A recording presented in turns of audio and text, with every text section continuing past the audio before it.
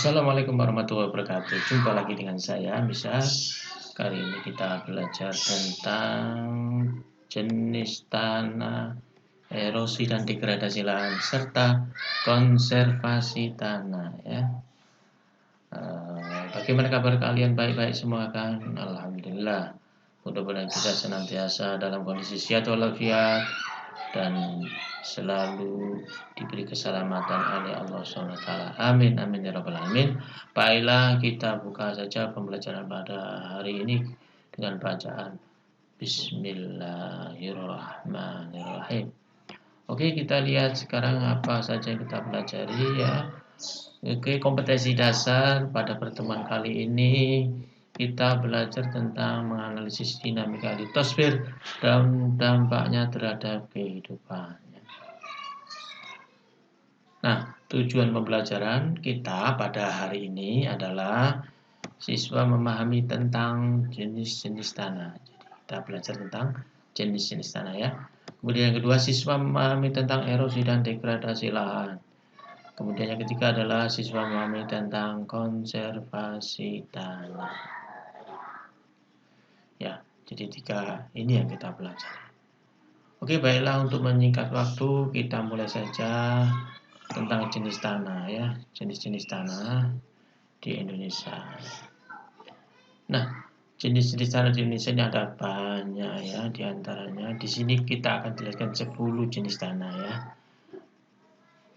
Yang pertama adalah tanah potsolik. Kalau kalian dengar kata-kata tanah potsolik, itu adalah tanah yang mengandung kuarsa. Apa sih kuarsa itu?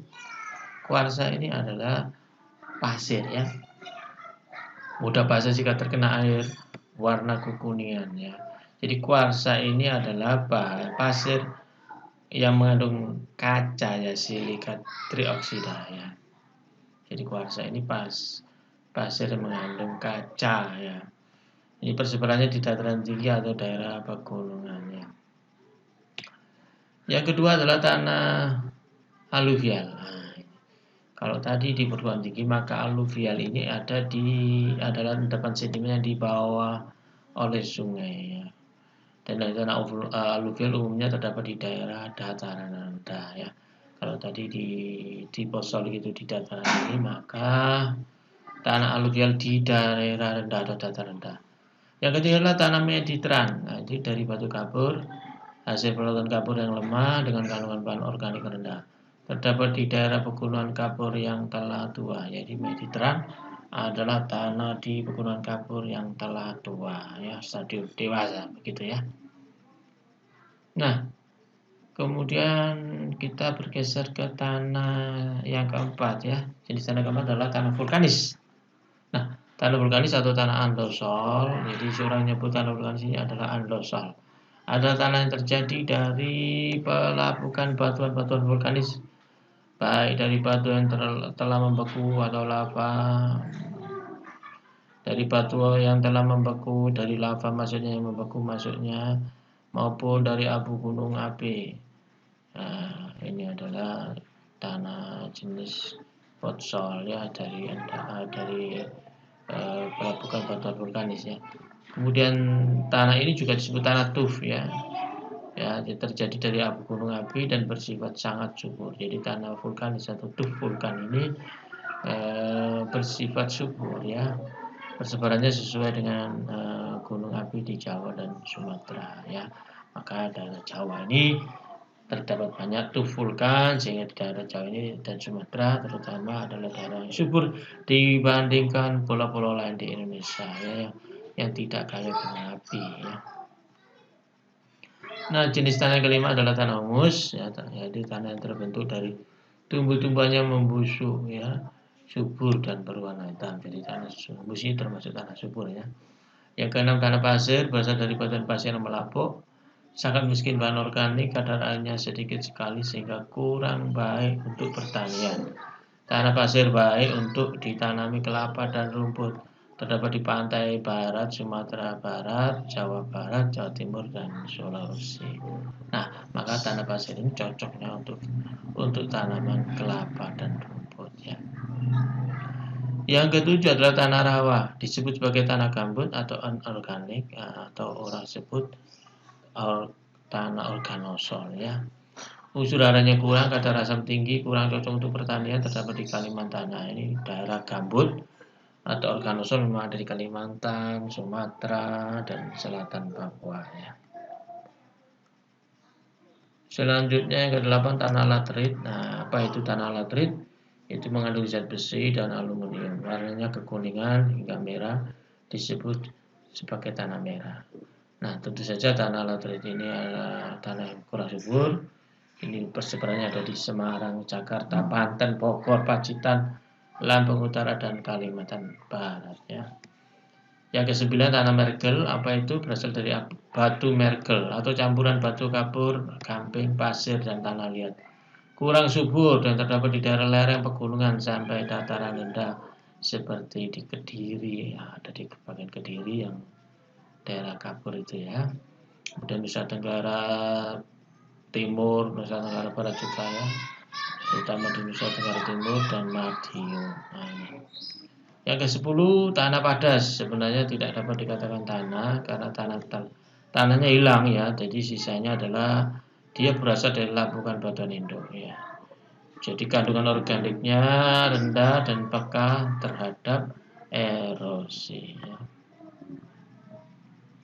Nah, bicara tentang erosi tanah dan degradasi lahan, erosi itu apa sih? Erosi adalah peristiwa pindahnya atau terangkutnya tanah dari satu tempat ke tempat lain oleh media alami, yaitu air atau angin ya.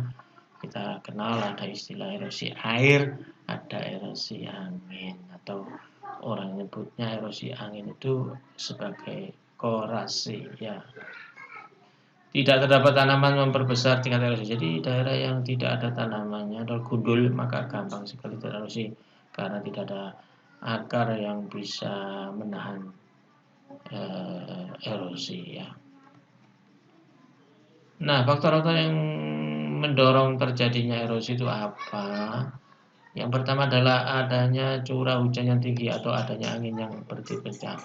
Jadi hujan yang deras, kemudian angin yang bertiup kencang itu juga mempengaruhi terjadinya erosi.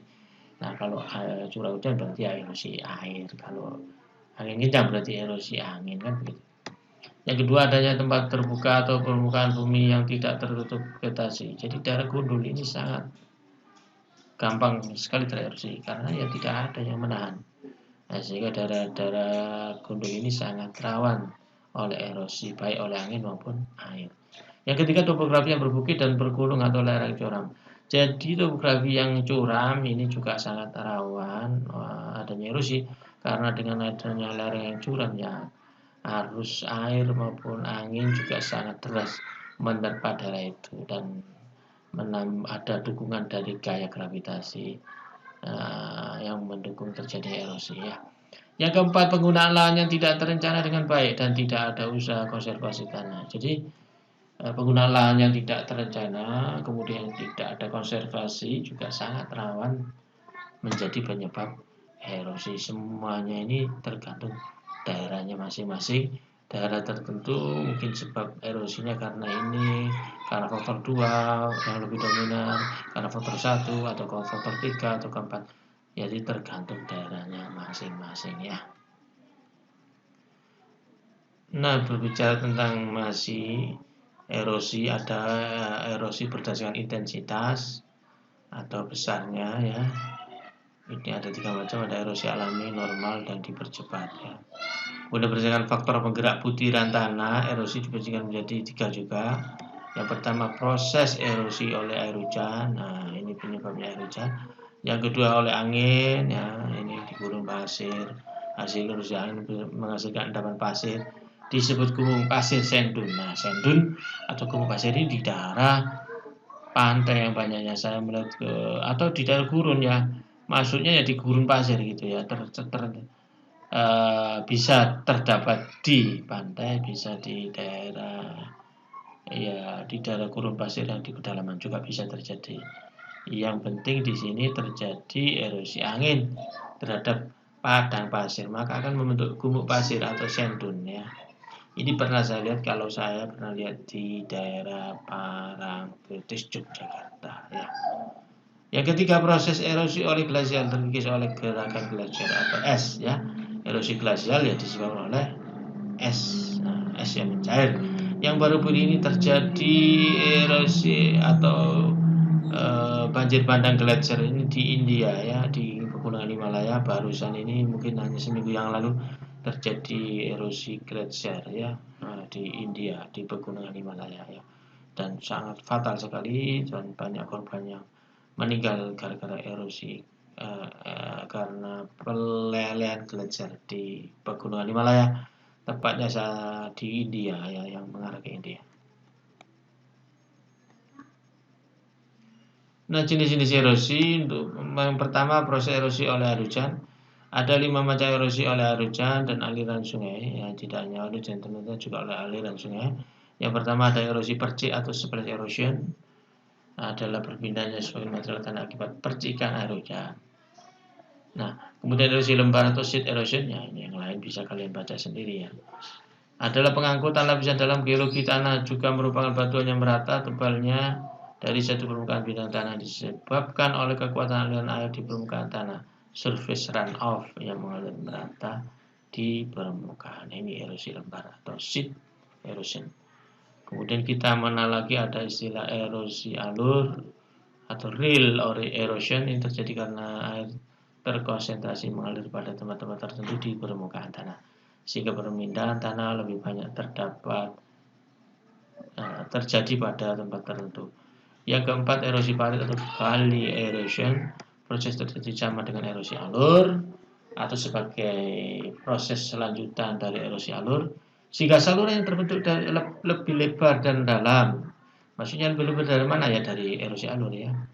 Akibatnya parit ini tidak dapat dihilangkan dengan pengolahan tanah biasa. Pada tanah liat umumnya lembah berbentuk V atau bentuknya U pada tanah mudah lepas dengan lebar 40 cm dan kedalaman sekitar 25 cm. Bahkan pada lingkungan bermaterial rapuh atau lepas, kedalamannya dapat mencapai belasan meter.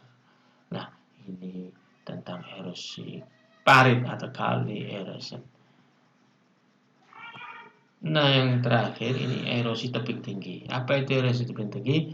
Ini terjadi karena pengisian tebing oleh air yang mengalir dari atas tebing atau oleh terjangan arus air kuat pada kelokan sungai. Pengikisan hasil pengerjaan aliran air ini berupa parit atau lembah sungai, bisa berupa parit, lembah sungai, dan berupa ngarai ya, lembah gitu ya. Seperti yang terkenal Ngarai Sianok di Sumatera Barat. Itu adalah lembah akibat erosi tebing sungai ya. Nah, dampak erosinya apa? Nah, dampak erosi ini apa saja ya? Ternyata di sini disebutkan 8 ya, mungkin kalian kalau nemu dampak lagi ya bisa, tapi di sini disebut 8. Yang pertama, karena erosi maka terjadi tanah longsor, tanah amblas, tanah mengalir atau merayap, lumpur mengalir rayapan tanah. Ini yang terjadi seperti hari-hari ini sering terjadi tanah longsor, tanah bergerak, tanah ambles. Di Brebes ada yang jalan yang ambles kan begitu. Ini adalah akibat dampak dari erosi. Yang kedua, terjadinya kekeringan. Nah, erosi kok ada hubungannya dengan kekeringan? Ya jelas, ya, hutan yang gundul, tidak menyimpan air, terjadi erosi, ya kering kan begitu. Terjadinya banjir jelas, degradasi lahan pasti, berkurangnya sumber air iya, hilangnya kesuburan tanah karena proses pencucian tanah. Nah, ini juga dampak erosi. Karena tanah itu tercuci oleh air, maka terjadilah kehilangan kesuburan tanahnya ya.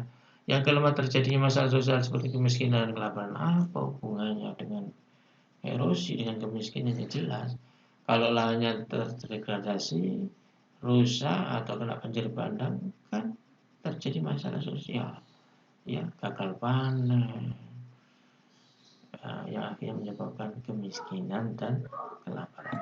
Nah, ini penggundulan penebangan hutan menyebabkan terjadinya tanah longsor dan banjir bandang di musim penghujan. Jadi ternyata penyebab erosi yang kadang terlewatkan adalah erosi itu terjadi karena tingkah pola kita sendiri atau penyebab erosi yang utama ternyata adalah manusia, ya, ulah tangan manusia.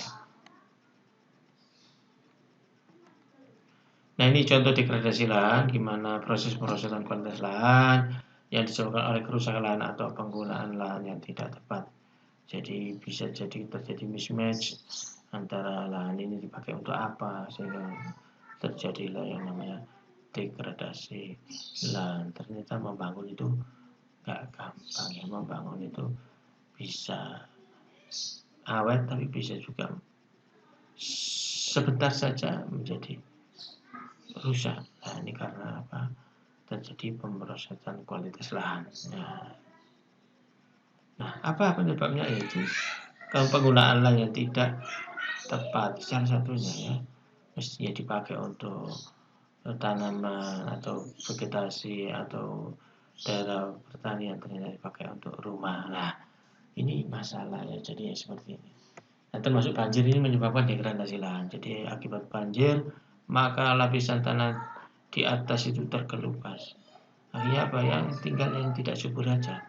Nah, ini juga menjadi masalah tersendiri akibat banjir terhadap wilayah tubuh manusia.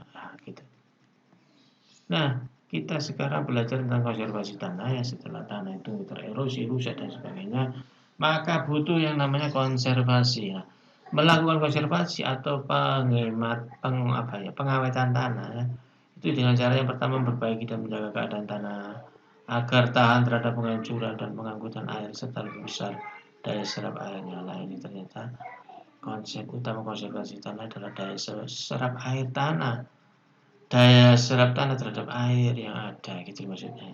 Yang kedua, menutup tanah dengan tanaman atau sisa tumbuhan agar terlindung dari pukulan langsung air hujan. Nah, kalau kita tanah-tanah gundul maka akan tererosi. Oleh karena itu, kalau bisa tanah-tanah gundul ini direboisasi, yaitu dihijaukan kembali dengan cara ditanam lagi. Tentunya tanamannya yang cocok untuk daerah-daerah tertentu. Kalau butuh misalnya rumput-rumput, ya rumput-rumput. Kalau butuh pohon yang berakar tunggang, ya dikasih akar tunggang. Jadi jangan hanya dominan rumput dan padi untuk menghasilkan pertanian, sementara tanaman yang akarnya kuat yang menahan erosi juga harus tetap ada porsinya, ya, di daerah-daerah tersebut. Yang ketiga adalah melakukan reboisasi atau penghijauan lautan yang gundul, ya, pembuatan sistem irigasi. Ini yang ketiga. Keempat, yang kelima adalah penertiban tata guna lahan atau penegakan hukum dari peraturan yang telah ada. Ini penegakan peraturan ini penting, ya. Peraturan, membuat peraturan itu sulit, tetapi menegakkan aturan agar dipatuhi itu yang lebih sulit lagi, dan itu tugas kita semua, ya. Tak usah menyalahkan sana sini, ya. Pembuatan sistem irigasi. Irigasi yang baik ini selalu dikejar-kejar oleh petani untuk lahannya, untuk pertanian, atau untuk perikanan, maka butuh yang namanya irigasi yang baik. Yang kelima adalah penertiban tata guna lahan atau penegakan hukum dari peraturan yang telah ada, ya. Nah, maka tata guna lahan ini harus dilindungi, ya, ini dengan penegakan hukum, ya, peraturan yang ada. Sementara ini peraturan sudah banyak kelihatannya, namun penegakannya yang memang butuh lebih giat lagi. Nah, ini contohnya pembuatan sekedan. Ini salah satu metode perawatan tanah atau konservasi tanah dengan model mekanik, ya. Mungkin detailnya model pengadaan tanah ada di tayangan berikut, ya. Ini metode konservasi tanah dapat dilakukan dengan 3 cara. Cara pertama adalah konservasi secara agronomi atau disebut vegetatif, ya. Adalah konservasi dengan memanfaatkan tanaman dan sisa tanaman untuk mengurangi laju kerusakan lapisan atas tanah. Ini sering juga disebut metode vegetatif, ya. Ini agronomi vegetatif.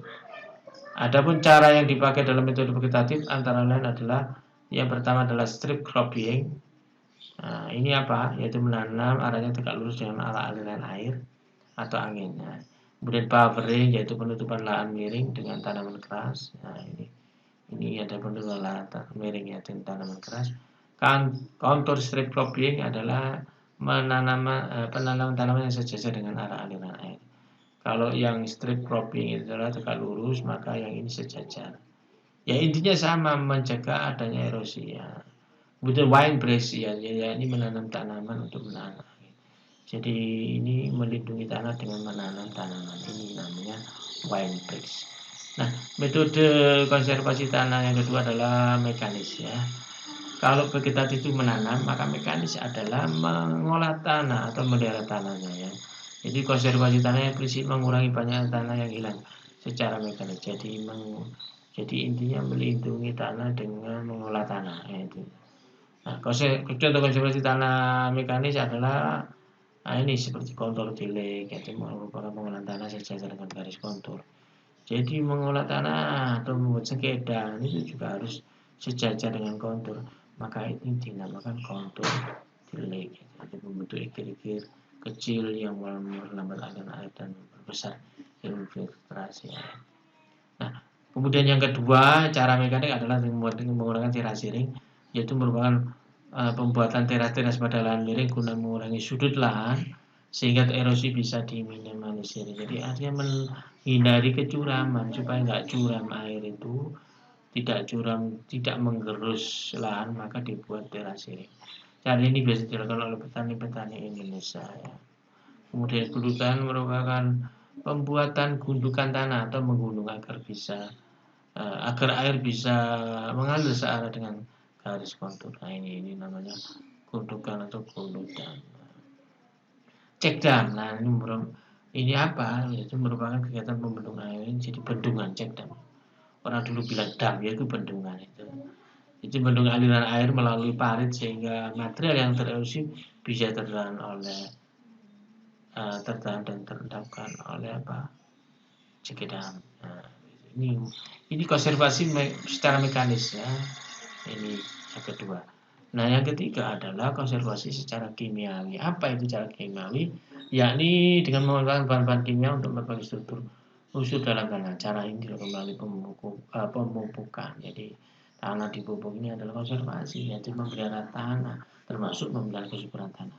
Juga dengan cara selain pemupukan ya penggaraman. Nah, ini adalah proses konservasi tanah juga ya, dengan digarami lahannya menjadi tidak terlalu asam, yang dimana kalau terlalu asam itu juga tidak subur, maka harus dinetralkan dengan adanya penggaraman.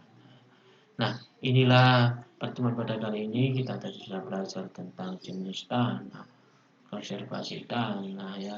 Nah, dan nanti kalian bisa menjawab soal yang ada di Google Form yang akan kami kirimkan. Nah, kalau ada pertanyaan silakan bisa WA atau call saya atau berkomen di YouTube atau yang lain-lain. Ada kurangnya kami mohon maaf. Dan saya akhiri cukup sekian pertemuan pada hari ini. Kita akhiri dengan doa subhanakallah bihamdika asyhadu an la ilaha illa anta astaghfiruka wa atubu ilaik. Assalamualaikum warahmatullahi wabarakatuh.